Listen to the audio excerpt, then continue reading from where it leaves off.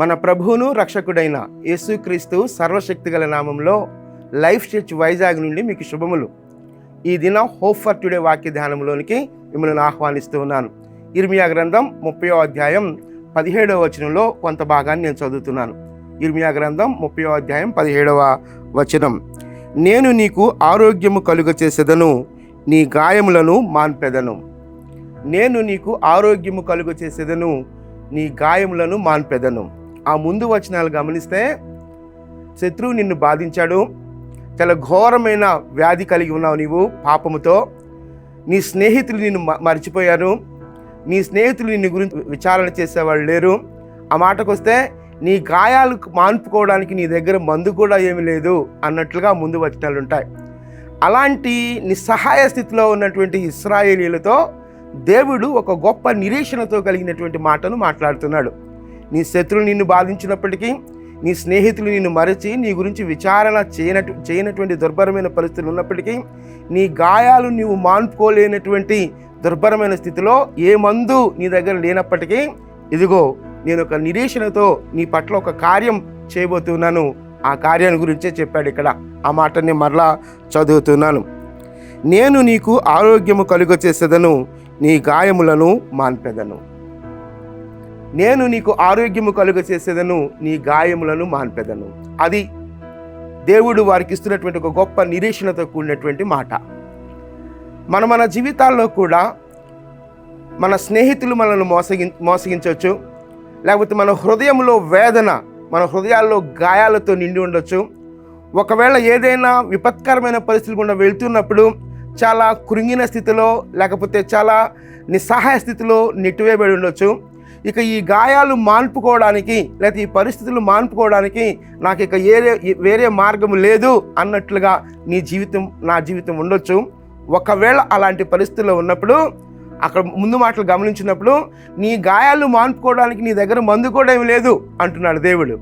అయినప్పటికీ నేను నీకు ఆరోగ్యము కలుగచేసేదను, నీ గాయములు మాన్పెదను. నేను నీకు ఆరోగ్యము కలుగచేసేదను, నీ గాయములు మాన్పెదను. ఎంత గొప్ప నిరీక్షణ! ఒకసారి ఆలోచిద్దాం.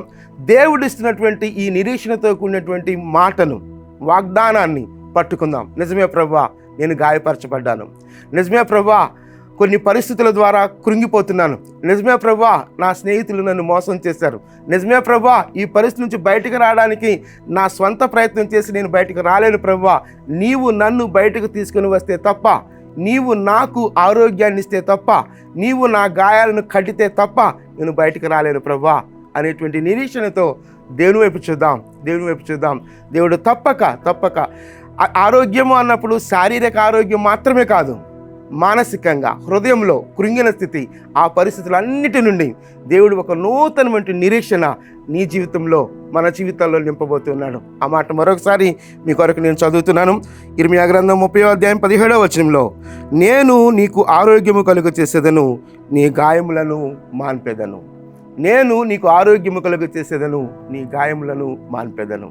నీ గాయం ఏదైనప్పటికీ, నీ అనారోగ్య స్థితి ఏదైనప్పటికీ, ఆ ప్రతి పరిస్థితిని దేవుని యొద్దకు తీసుకొని వద్దాం. ఇదిగో ప్రభా, నా జీవితం ఈ విధంగా ఉంది ప్రభా, నన్ను ముట్టు ప్రభా, నన్ను స్వస్థపరచు ప్రభా, నా గాయాన్ని కట్టు ప్రభా అని దేవునికి మనముగా అప్పగించుకుందాం.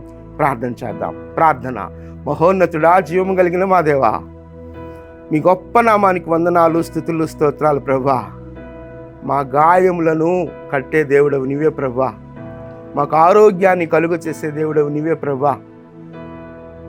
మా స్నేహితులు మమ్మల్ని మోసం చేయొచ్చు, మా స్నేహితులు మమ్మల్ని గురించి విచారణ చేయకపోవచ్చు, లేకపోతే అనేకమైనటువంటి ఇబ్బందులు గుండా నలిగిపోవచ్చు. ఎలాంటి పరిస్థితి ఉన్నప్పటికీ ప్రభా, నీ దగ్గర మాకు నిరీక్షణ దొరుకుతుంది ప్రభా. నీ వాక్యంలో మాకు పురికొల్పు పొందుకొనగలము ప్రభా. దేవా, నిజమే ప్రభా, మాకు ఆరోగ్యాన్ని దయచేయ దేవుడవు నీవు, మా గాయములు మాన్పు దేవుడవు నీవే కనుక మీ వైపు చూస్తున్నాం ప్రభా. కనికరించమని మీ కృపాహస్తాల్లోనికి మమ్మల్ని మేముగా సమర్పించుకుంటూ ఘనత మీకు మాత్రమే ఆరోపిస్తూ యేసుక్రీస్తు అతి ప్రశస్తమైన నామంలో ప్రార్థించి స్తుతించి వేడుకొనుచున్నాం తండ్రి. ఆమెన్. ప్రభు కృప నిత్యము మనకు తోడయుండును గాక. ఆమెన్.